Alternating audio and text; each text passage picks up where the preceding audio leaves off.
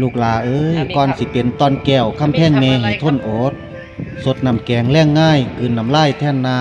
ำมีแต่ตามใจเจ้านักเบาบ่เคยจมกินขนมบางเทื่อก้มเสียงสนน้ำตาหล่นบ่จาอร่อยไหมครับย้อนอยากเห็นต้นกล้าเติบใหญ่มีใสแสงพ่อแม่แพงปานตาเปรียบหยังมาเทียมเท่าเพียงแต่ตนโตเจ้าบุกเอาให้มุมฟัง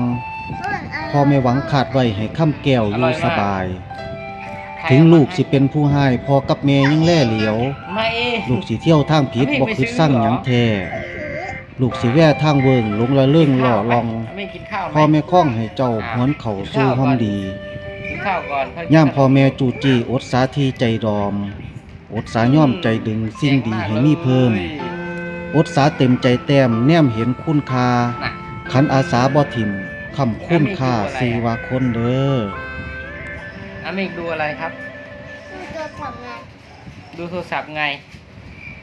พูดดีๆอ่ะทำอะไรอ่ะพูดดีๆอุหนามาเตะผม